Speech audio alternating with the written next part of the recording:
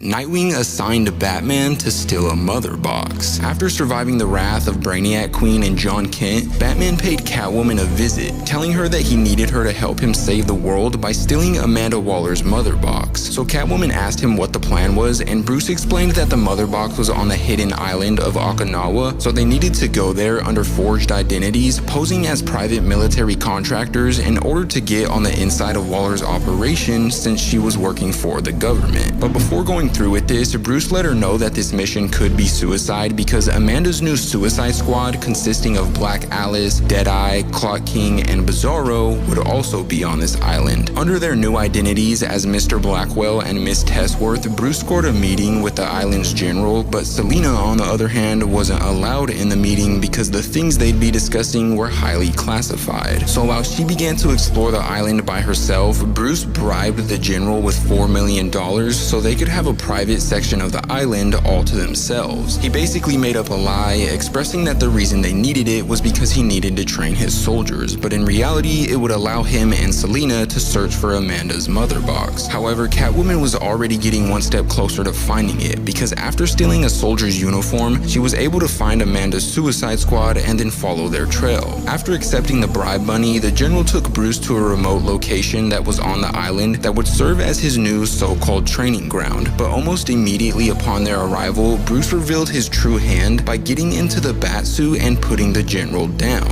Unfortunately for Catwoman though, she was quickly spotted by Black Alice, who immediately started trying to neutralize her with her magical abilities. And when Deadeye stepped in, she was too overwhelmed to carry on in the fight. But moments later, Bruce came flying into the scene and saved her life right before Deadeye could put a bullet into her head, allowing Catwoman to breach the facility that the mother box was in. Bruce's fight, however, was far from over, because not only would he be forced to withstand and overcome Deadeye's physically charged strikes, but after that, Bizarro came smashing into the ground and then lifted Bruce up into the air while holding him by the throat. Knowing he wouldn't be able to fight his way out of this, Bruce resorted to using Bizarro's own twisted and backwards language against him, making him believe that what he was looking for was in a nearby convey. After that, Bruce and Selina were able to reunite, but they quickly discovered something horrible. The mother box wasn't there, and a boom tube was instead, which could have led to anywhere in the universe. But hoping luck was in their favor, together they jumped inside, being brought to a room where the mother box was being held in a highly sophisticated security case. So while Catwoman tried to crack it, Bruce began exploring to figure out where they were exactly, and quickly realized that they were on Zarnia, a planet where everyone was actually murdered by Lobo. And soon after finding this out, he was blasted in his chest by Amanda's security guard,